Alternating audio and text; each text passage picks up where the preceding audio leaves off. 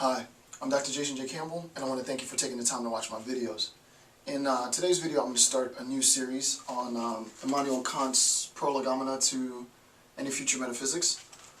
So this particular version is coming from the Hackett publication, and I'm going to go through, as I have in previous series, and do my sort of interpretive analysis of the significance of some of the key points that Kant makes in the Prolegomena. With respect to sort of situating the analysis of the Prolegomena, it's important to recognize that Immanuel Kant, within the Prolegomena, within the first page or two, refers to the critique of pure reason, and my book is somewhere over there. It would help if you have read or know of the function of the critique of pure reason. It's not essential that you do, though. So whether or not you've read the Critique of Pure Reason, whether or not you know about the Critique of Pure Reason, I'm going to present the information assuming that you have never heard of the critique or read of the critique, Immanuel Kant's Critique of Pure Reason. And that's basically it. Also, as I have done in other series, I'll make these notes available to you. The banner will pop up. Just click the banner. It'll take you to the PDF. You can follow along with the notes that I'm using. There'll also be a link in the description box. Just click that link. It'll take you to the PDF. Again, as I've done in other series, as the discussion progresses, not only will the videos get longer and longer, or the amount of videos become more and more, but the length of the PDF will grow as well. So feel free to follow along. And with that, let's begin. Also, this lecture today covers the first 2 pages of the Prolegomena, so it's pretty detailed. All right, let's begin. All right, so this is Kant's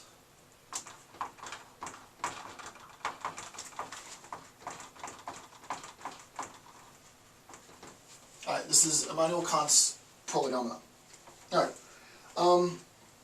This is going to be section, the first part is section 1. He breaks his analysis down into very distinct sections. So this is section 1.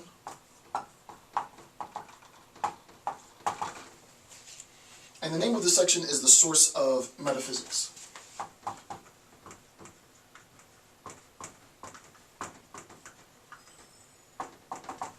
I'm not going to write everything down because you can get, again, you can get this information by just printing out the PDF. Alright, now with respect to metaphysics, as an introductory account, for those of you who have been following me for a while, you know that I've given lectures and an explanation of the distinction between metaphysics and epistemology, what is metaphysics, what is ontology, and so on. So I'm not going to get into too much detail because I have lots of other videos explaining the function of metaphysics. But in a very general sense, when we talk about metaphysics, we're talking about existence, the stuff that exists in the world. But also in our discussion of metaphysics, it's almost always the case, and in Kant, there's no exception in Kant either, that in Kant's description and in his discussion of metaphysics, he also talks about our understanding of this existence, our awareness of this existence, our ability to cognize this existence. So typically it'll always be the case that anytime you have a metaphysical discussion within philosophy proper, you're almost always going to have an epistemological discussion. We're going to describe what is the case, but we're also going to describe how we know that it is the case, and there's no exception in Kant either. At least my version of Kant will always be to present his epistemology, which is a very thorough epistemology, his epistemology with his metaphysics. I personally don't like separating the two. I like, in talking about metaphysical cognition, to make sure that we understand that his metaphysical cognition has the term cognition in it, right? And that it is always our understanding, our ability to interpret, our ability to decipher our existence, right? So my personal presentation on Kant differs quite a bit from others, but I like to make sure that we address both the metaphysical and the epistemological. Immanuel Kant wants to present what he calls the principles of pure philosophical cognition. And I'm going to talk about the significance of this, because as we progress through our analysis of Prolegomena, we'll see that really the entire structure of the Prolegomena is based on this very first thing that I'm going to present, right? All of this is sort of nested in this concept, right? So the principles of pure philosophical cognition.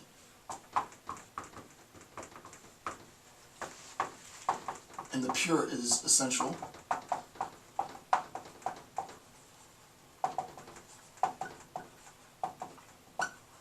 And the question is, well, what are these principles of pure philosophical cognition? All right, so the first thing that we have to recognize for Kant is that this pure philosophical cognition cannot be derived from experience, right? Pure philosophical cognition cannot be derived from experience. And what are some of the implications of this, right? And not only the implications, but more importantly, what are the assumptions of this? Okay, so imagine, well, first let's write it down. So it cannot be it being philosophical cognition. Pure philosophical cognition cannot be derived from, okay. We'll think of two scenarios, right?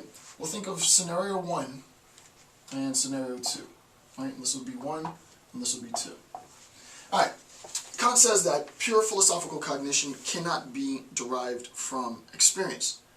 And he gives us two examples in this discussion, and he wants to deny that pure philosophical cognition has its origin, right? Has its origin in either of these two cases. So we'll look first at case 1, right?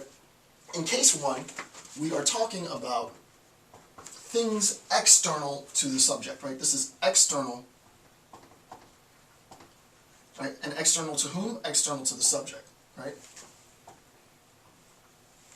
So things external to the subject cannot be the source, right, for deriving this notion of pure philosophical cognition, right?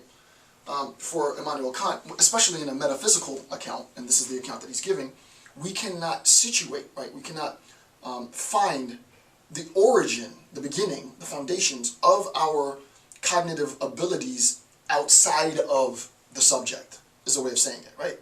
Now, and for those of you who've done just a bit of research into Immanuel Kant, you know that this is true, right? For Kant, just as a quick background, and I don't usually give historical discussions, but I think a historical discussion is needed for this.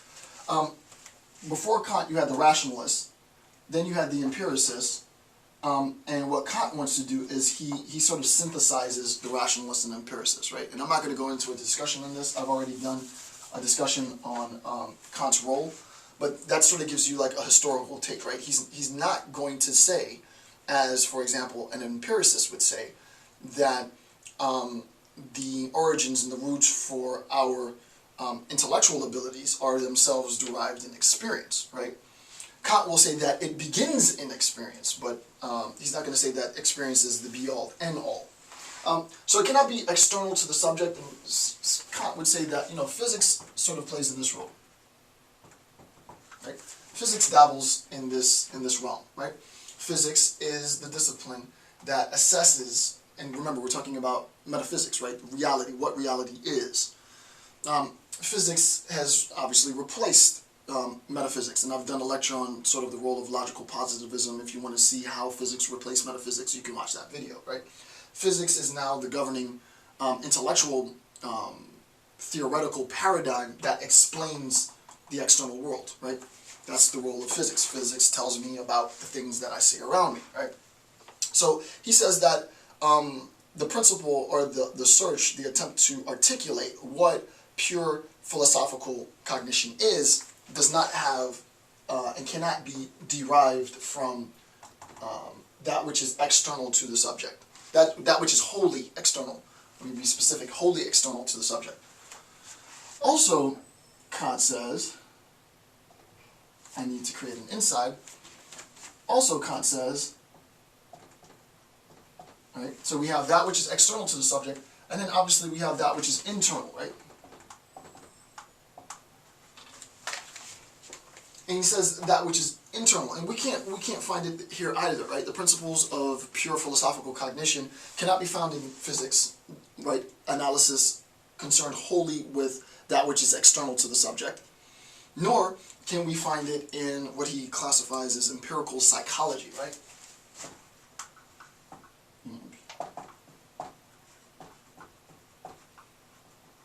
Right? So we can't find it wholly in physics, and we can't find it wholly in empirical psychology. And this is how he begins, right? This is like paragraph 1, page 1.